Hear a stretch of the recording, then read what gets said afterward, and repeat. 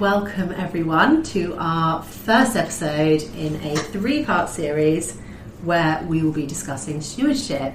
I'm Rosie, I'm a senior associate in the real estate team here at Mills & Reeve, and I'm joined by a panel of expert guests over these 3 episodes to discuss stewardship in real estate developments. So in the first episode we will discuss what stewardship actually is, and the second will focus on why stewardship is important, and the third will be centred around how we can actually implement successful stewardship schemes on residential-led developments. So I'd like to introduce my expert panel here today. So first is my colleague Anna, who is a principal associate in our real estate team here at Mills & Reeve. She's a development lawyer and she advises lots of our lovely clients on stewardship schemes on large residential sites.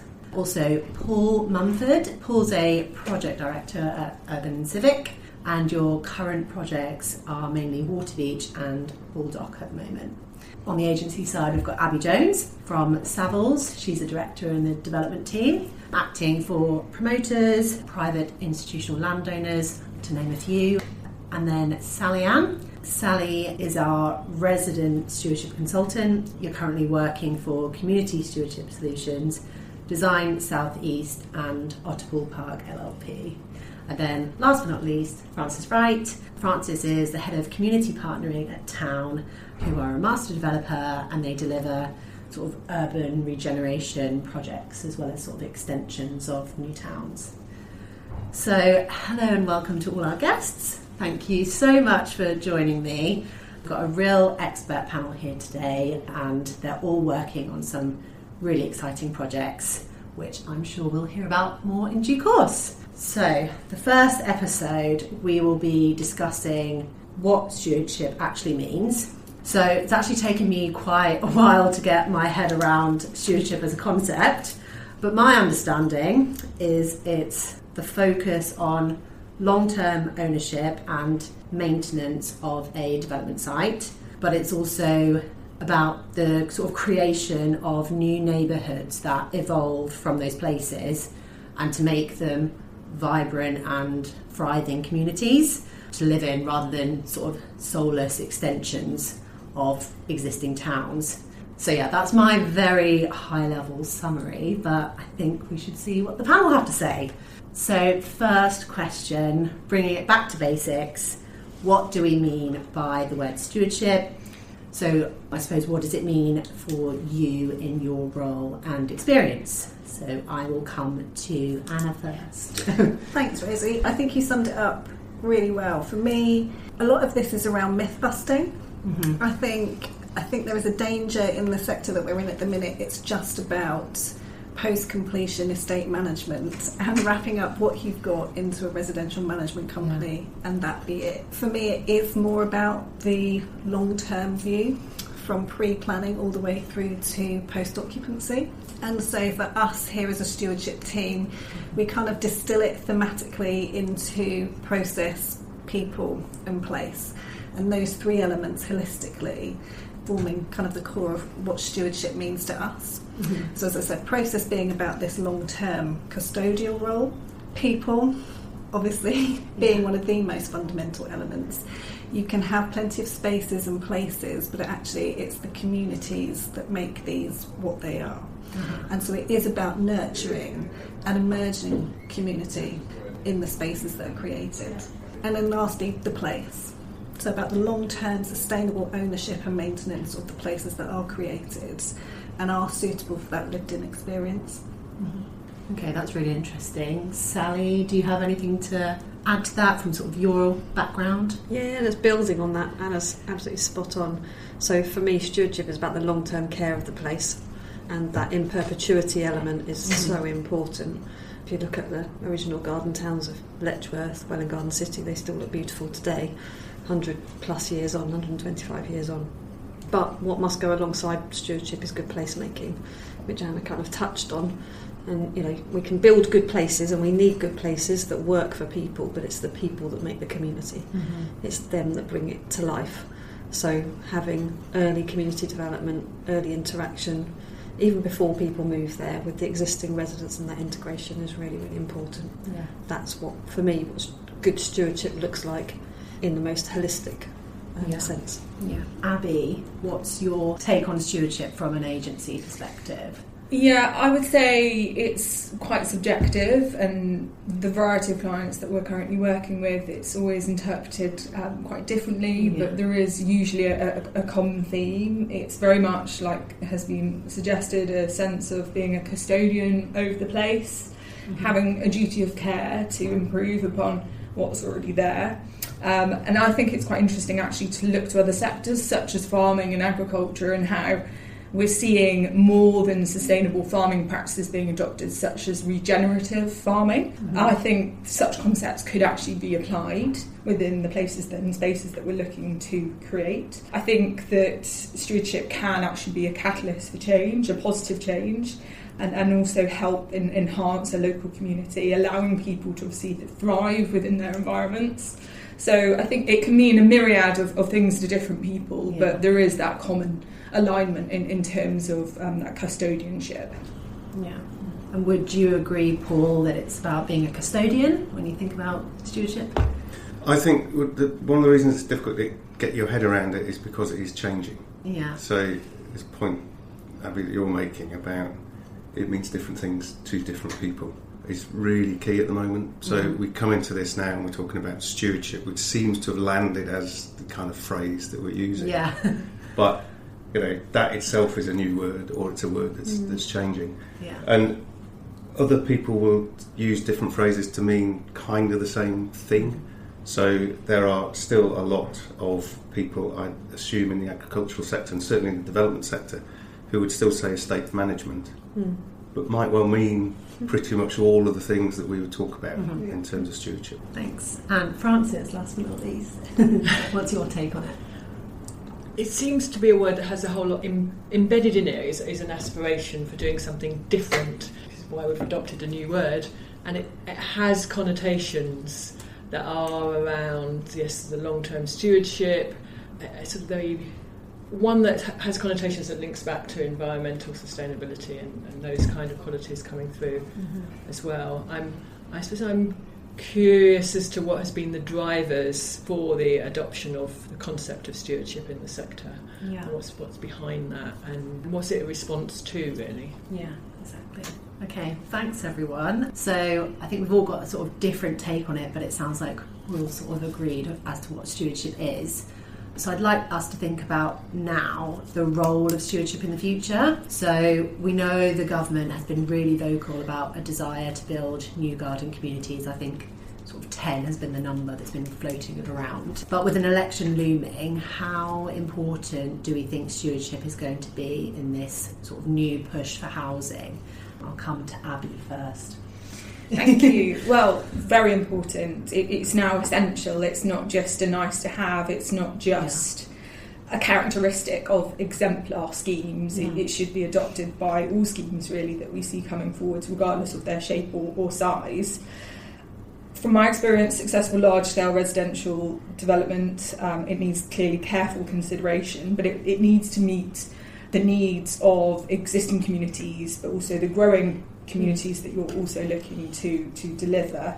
And by that I mean it needs to cater for a mix of requirements, so obviously delivering local amenities, shops, employment, schools, public spaces. These all need to be carefully planned, delivered, managed in order to obviously build that stronger, more resilient community, with stewardship clearly at the heart of each of those stages, and then hopefully enhancing the economic viability of the place and space that you create.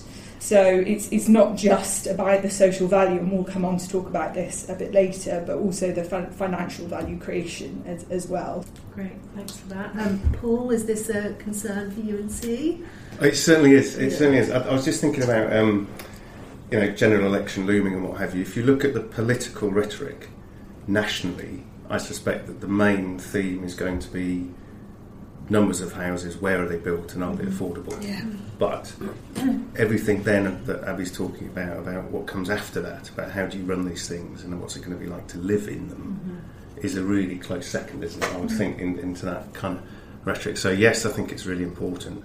And because you pick up on the Garden Communities programme, which for large-scale development across the country is really significant, a lot of the discussion there is about, it's not just about building these homes, it's about creating these places that we're talking about that are sustainable. I think for me, again, it's that point about we use words and they mean different things. So, just by saying the word sustainable means all sorts of different things now, doesn't it? Mm-hmm. And you won't get far down this kind of discussion without saying, how are you going to pay for things? Mm-hmm. And I think that one of the things, Francis, you're talking about what's changed and why are we in this discussion is this kind of fundamental bit about, we always used to assume that open spaces and community facilities and what have you would be somehow adopted and run by the public sector, and you just can't assume that now. Right. So that's a real shift, and that's really important when you think about what do people expect when they come to places, and what are their kind of assumptions about who's going to be running stuff.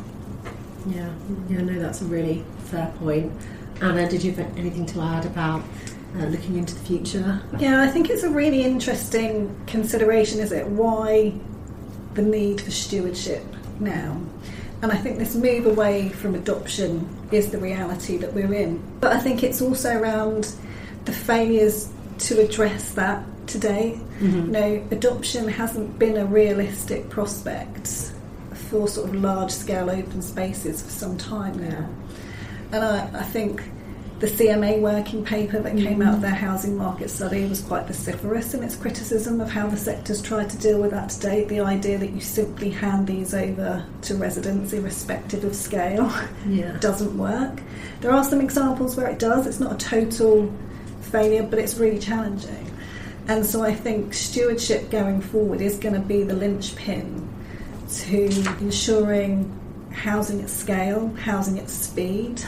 Another theme that we're seeing nationally in the rhetoric is going to be that linchpin to making sure we do build back better. We're now 5-6 years on from building better, building beautiful. And I think it's in that context where we're trying to grapple with, well, just how do we do it? And I think stewardship is that word, and it's a lot of different things, but I think it's that articulation of actually how do we do it? Yeah, it's everything together. Yeah. And SallyAnne, anything to add to that? Yeah, no, I think building on that again, with the cost of living crisis, just to give it a slightly different take, one thing that voters, residents, future residents are worried about is cost of living crisis. Yeah. And they might need to move into a new home to move up the housing ladder, bigger space, want better garden, But how do we make sure that those spaces and places are affordable to people, not just at the capital purchase price of your house for your mortgage, but on an annual basis through service charges, rent charges? Mm-hmm. And stewardship is absolutely, as Abby said, becoming more things to more people. It's not just about the place now, it's about BNG, it's about climate change, is it about roads? CMA report was quite clear about councils should be adopting roads. I don't think that's the right thing personally. It's too much risk for residents. But how do you provide a service charge that's affordable but also delivers everything on the tin that we're expecting it to? So I think that's going to be a big point of tension and conversation between we need these houses, but how do we make them good places to live in and be affordable for our communities at the same time? Yeah. And Francis, what do you sort of think about the role of stewardship in the future and the sort of government proposals? I suppose I was sitting here just thinking about what it is to be a resident in that context. It's quite a shift for residents to think about, I will be paying my council tax and I will be paying this rent charge as well, and how we haven't had conversations about that really, and what that means, or whether it's the right direction to go in. But it is quite a significant change. Yeah. I think there is an acceptance now that if you buy in a new development, generally you're paying an additional charge. Yeah. I think certainly, that does feel like it's becoming accepted, but it doesn't mean to say that people are necessarily happy with it. And I think, if that is the reality we are in, there is a narrative to tell around that, which is about you should be buying into quality, you should be buying into a sustainable place that enables that additional charge to be justified. Mm-hmm. It's certainly the feedback that we get from residents who are moving into places is that one of the first things, and the most obvious thing, is the open space. Is it good? Is it high quality? Is it a place where you'd want to look at and be in? When's it coming? And then if that alongside that, if you're saying, well, if that's what you want, and actually there is an additional charge to that, when we do our surveys of new residents who have moved in, the quality of the open space always comes out as one of the top things that people are saying is a good thing about the place, and it's worth being there. Yeah. And then, like you say, Sal, I think kind of explaining that to people and saying, well, this is what it means today to live in a new place. Yeah, it's about placemaking. And it's a choice that people have. They buy into a new community, there is that level of acceptance, whereas if you buy into an existing community, generally you don't have that additional charge. We've definitely got a story to tell. Yeah. Okay.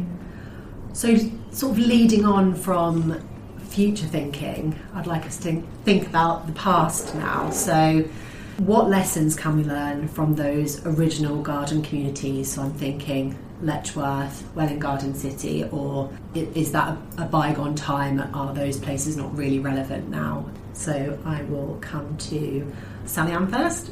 Well, there's kind of the new town agenda, and there's the original garden communities in the garden cities. And as we know, there are some new towns that now need some reinvestment. And I think that's kind of the point that I want to make generally now is that, whether it's Letchworth at 125 years on or wherever it is, these places are all built around the same time, and therefore setting aside money for long-term renewal is really, really important right from the outset. And if that's a lesson to be learnt, I think it's about making sure we're financially modelling for not just 10 years' time and replacing that play area, but 50, 60, 70 plus years' time to replace that community centre or that theatre or whatever it is, to make sure that money is there to enable them to stay looking good. Yeah.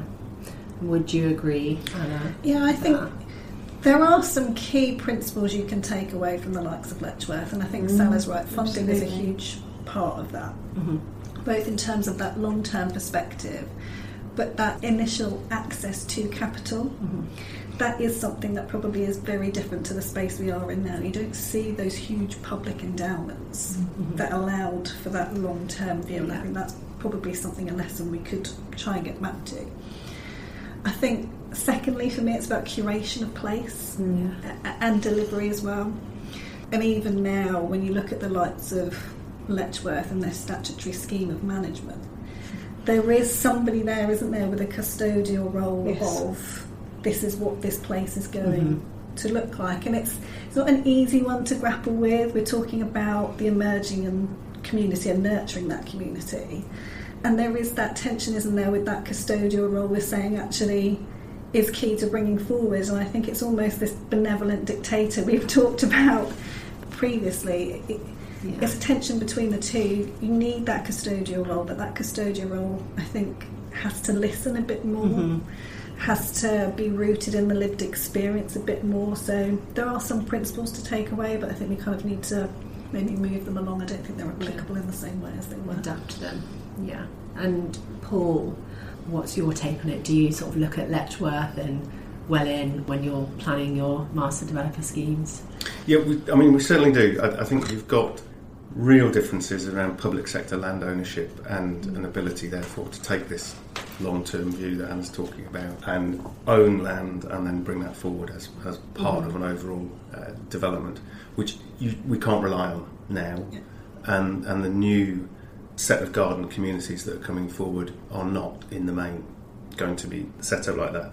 It goes back to me, partly things change, so that's fine. We need to learn from that. It's easy at times, if you want to let yourself, you can kind of wallow, that's probably the wrong word, but you can sort of wallow in the past thinking about, oh look, that was all great, this is how things used to be done. But the challenge we've got now, the opportunity, is taking all of the good bits about what the public sector's done to establish things, to line them up, to take that long-term view, and then make sure that what the private sector can bring to that in terms of entrepreneurship, real understanding of how things might happen today, and melding those two together as we go through. And if you look across the country, there's plenty of sites that are at all those different stages within either the planning or delivery kind of life cycle, if you like, that we need to look at. So it's just taking the good bits, I suppose, from what we know about how things were done and applying those. Okay. And Francis, would you agree with that? Taking the good bits, applying them to your sites. Yeah, and I think also just continuing to really being to learning about what's happening, and really learning about what's happening, the good and the bad, and because we often only hear the good about those things, but actually there's plenty of examples which haven't worked that well, and we also need to really pull that out and learn, because this is happening quite rapidly, isn't it? And I think we could go down the wrong path. The challenge is that you've got the Letchworths and the new towns, which are a long time ago. In the last 10 years, we've started this extensive programme of building garden communities, and everybody's at a similar-ish stage. There's no one really that's, well, Milton Keynes, I suppose, that's 20, 30 years in and starting to really see the lessons of the things that were applied at that time. Yeah. So this kind of sharing, learning is so important. Yeah, I suppose those original ones were so long ago, and there's nothing that's sort of in between now and then. Abby, anything to add? Just to add to that, and building upon Paul's thought process that change is happening and priorities shift, especially COVID, I think, shifted a lot of people's priorities and wants and needs from the place and space that they live within. But how can that be reflected in the new communities that we're looking to deliver? Obviously, the planning process is not getting any shorter. So schemes that we're now looking at discussing with the local authorities right now perhaps won't be delivered for a number of years to come, especially if they're large scale, and clearly they'll be delivered over 10, 15 years. So we need these places and spaces to be flexible and iterative, and obviously respond to that community at a point in time. But that's challenging because we're always evolving as a population, and it's therefore difficult to have a scheme set in stone and a line drawn under what it's going to look like. So I think flexibility is really important, and just ensuring that we can obviously respond to the local environment. Another thought process I had was just the interrelationship between, I guess, green spaces and health and well-being in communities, and I think that's hugely become important to a lot of people, but also the people have recognised how a place and space makes them feel from both a well-being and health perspective. I don't think that realisation had happened as much since COVID. Perhaps it has now done, and so it's great to see that obviously health and well-being is being reflected in planning policy, but also being picked up by developers as well, and recognised by landowners as a priority to see being delivered. Yeah. Well, thanks everyone. So I think that brings us on to my last question, which is quite wide. So hopefully you're all going to say something very different. So what one thing makes a successful stewardship site in your opinion? So one sort of factor, theme, idea. So I'll come to Frances first. Yes. So I was really reflecting on the importance of sort of democratic control in some way, and how you build that in, how you get that residents being able to have a say in their place as well, building it into the system. So okay, democratic control. Abby? Building upon what I've previously said, I think understanding that relationship between people and place and how they react and what people want. I think it depends on the local area and what's important, and what can actually create the maximum impact through perhaps the stewardship agenda. But certainly a bespoke, localised approach which draws upon the characteristic of that location to really enhance that sense of place, and allowing obviously people to connect to the place and space where they live, work, play, I think is really important. Yeah. Paul? I think scale. I think we need, the way that we're talking about this these days, we need something that is large enough, a kind of development that is large enough to give you the flexibility to think about how you might fund things and what you might do over time, and how things might change. So if you're asking what is it you need for some kind of stewardship approach to be successful, I'd say scale is really important in that. And SallyAnne? I think at scale it's about investment of early community infrastructure and placemaking. Yeah. Because if you set that level of ambition, community involvement, engagement right from the outset, then you're already starting to build that resilience within the community. So when the developers, councils leave, the community can stand on its own 2 feet. Yeah. And if people love where they live, they'll get involved. And just as a bit of a case study example, Ebbsfleet, they really invest in their placemaking team, and I think they got something like 85% resident satisfaction from where they live. Just incredible. I think that's the second year in a row. Okay. Don't quote me on that, everybody. Look it up on Ebbsfleet's website. But it was significant and really, really impressive. That just shows that if you put people in to support, community enablers, put them in place, support the community to evolve together and for their own wants, needs and priorities, it works. Yeah. And then Anna. I mean, this is pressure, isn't it, coming last after all of that?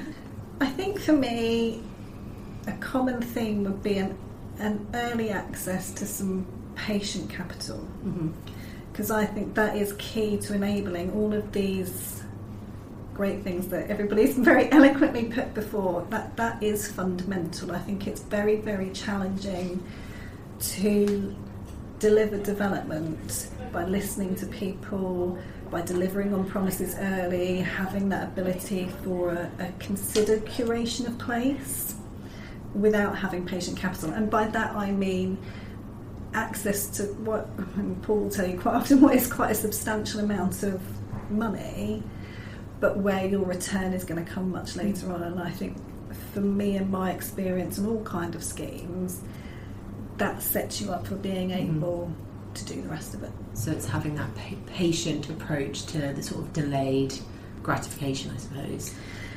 Taking your value out much later. Yeah, okay, great. Well, thank you everyone. So that brings us to the end of episode 1. I think we've had some really good discussion on what stewardship is. I am definitely much more the wiser. So the next episode will be talking about why stewardship is important. So thanks very much.